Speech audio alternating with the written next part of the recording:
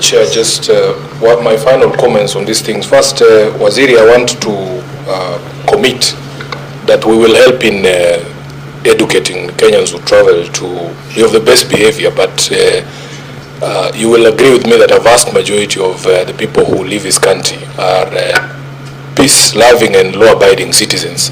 They did not leave Kenya as criminals themselves. They did not commit crimes here. They go there to look for better lives for themselves and for their families. And sometimes misfortune finds you. I had a friend called Marianne. She was bludgeoned to death in London just recently. I myself was deported from Angola just a few weeks ago. I had my papers correct. I had the visa. I arrived at the airport, and I must say that your ambassador there, Joyce Maithi, she was very supportive. She came to the airport herself, although I didn't even get a chance to wave at her, but she tried her best to get me into the country. So sometimes people run into problems not of their own making. We have a case of a young man who was arrested during the crackdown on opioids in the US, and he was a pharmacist, and he comes from Vihiga, that young man. I'm sure you know of that case.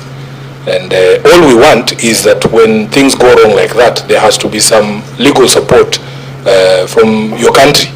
As in, we've seen other people, when there's a crisis in southern Lebanon, their countries are very fast to evacuate them from there. Now for us, Kenya, honestly, Honorable CS, our citizens out there don't feel like their country is always going to be there. Immediately they fall into problems. It took a lot of time for us to get our people out of south of Lebanon, and you know it. You cannot compare the speeds with other countries. Now, just on this question of clarity, in fact, your ministry has issued a statement today, apparently disowning your friends from the RSF. Honorable CS, whereas it is wrong for us as Kenyans to go to other countries and commit crimes, why do we allow other people to commit crimes in our jurisdiction? The question of the RSF holding a meeting in the heart of the city here at KICC, claiming to be forming a parallel government, that's not something that should happen. It's similar to what you allowed to happen with M23. And then people who are just here for, they've come to visit us, like my friends Besije. Those are the ones you go for quickly and return them to Uganda. It doesn't present a very good picture on what we are as a people. We should be a safe haven. We should not allow people who are involved in conflict in their own countries to be holding press conferences here. I doubt that I would finish a press conference speaking in Uganda, for instance, about forming a parallel government anywhere else. So that clarity is also something that we want to hear from you. When did these RSF people stop being our friends? I've seen you have abandoned them today. I think what I want to say is that Kenya's role in mediation and peacekeeping is not new. It's historical. And we can go back to moments when Jomo Kenyatta was the one bringing different factions of Angola to Kenya, and in fact the peace process started in Nakuru. So I really feel sad that you got that kind of treatment. But we'll try and understand the circumstances through diplomatic channels as to why you had to undergo that particular misfortune. Now, Kenya helps to provide a platform for various countries for people to talk. South Sudan, there are different factions. They have many peace efforts taking place in Nairobi. Mediation of different factions, different political groups, and Kenya has always offered that opportunity. In fact, you will recall that South Sudan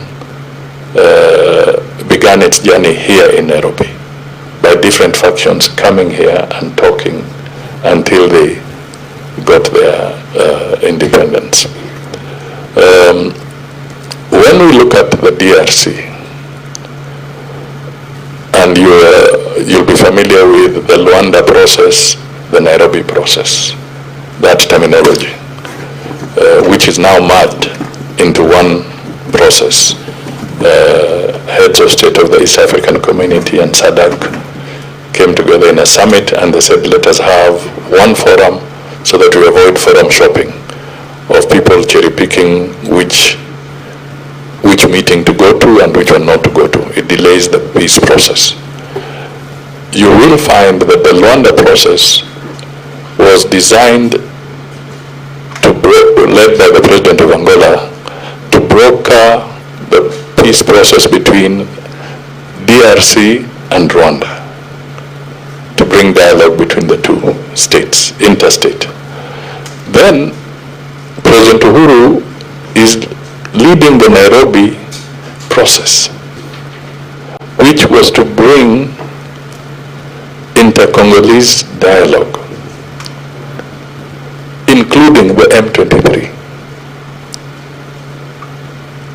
So all the various factions in DRC, they fall under the Nairobi process. And these are processes acknowledged and recognized by the African Union. So Kenya talking to these people was not in breach. In fact, they will have to talk, because we are seeing interventions which are good. Anything that calls for ceasefire and we manage to achieve ceasefire, whether it is coming from the Middle East or whether it's coming from other quarters, is okay.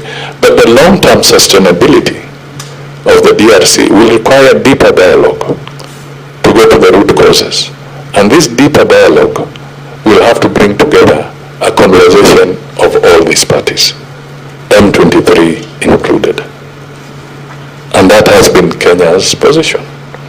It was not about interfering with another country. We don't even have a common border in between. So there's no way we can have any direct intervention that is against that is inimical to those other countries.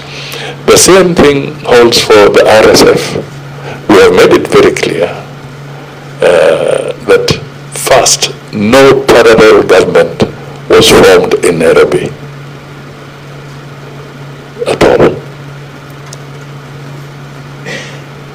We have gone public on this, and we have said that the challenge in Sudan will not be solved through a military process where one annihilates the other. It will be difficult. For 3 years, that is the approach that has been taken, and for 3 years, Sudan continues to suffer. So Kenya's position has been that bring the parties to the table. Let them be brought to the table. And by them coming here was to get them to talk. The Jeddah process, which was in Saudi, was convened to bring together both the RSF and the SAF. So it's not about us interfering, it's us saying let people dialogue. But no government, no parallel government was formed in Nairobi. Thank you, CS. I think we have come to the end of this meeting. Maybe we'll give senators an opportunity to give a closing remark. Do you have anything to say in closing? Senator Mgeni? I think on behalf of the senators, just to thank the CS for finding time to interact with us.